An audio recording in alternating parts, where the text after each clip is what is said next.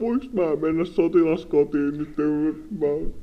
Ei se kyllä nyt missään tapauksessa. Mä en oo ikinä Ei päässyt onnistu vielä. nyt kyllä yhtään. Voinks mä tän Taisi kerran? unohtua se puhutteluesittelyasiakin sitä alusta. Vielä kertaakaan käynyt Nyt sotilaskotiin. loppuu tommonen kokonaan. Lopettakaa tuossa.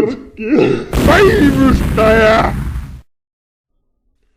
Kouluttajaudesta soitettiin. Perkele!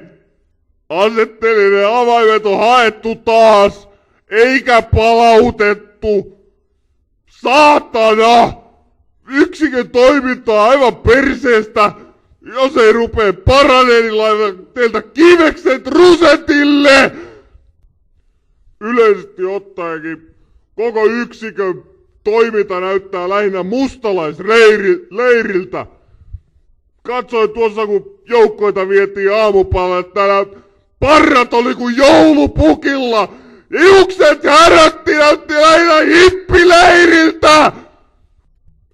Jos ne asetteellinen avaimet haetaan, ne palautetaan sinne kouluttajahuoneeseen, perkele! Kaikki kuntoon tai vedätetään turpaan! Ymmärsittekö? Kyllä, herra majuri.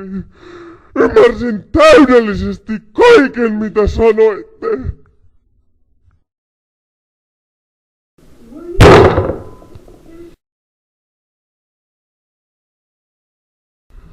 Mitä vittua se oikein sano, saatana? Tähän vittua Siis ootas nyt. Asetteellinen avaimet haettu. Yksikön toiminta perseestä. Kivekset rusetille. Pitääkö mun vittu palauttaa ne avaimet nyt johonkin?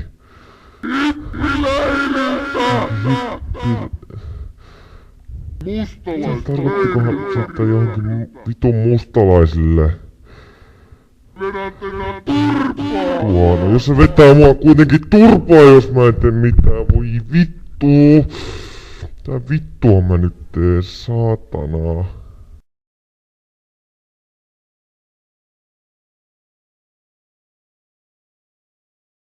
Päivystäjä!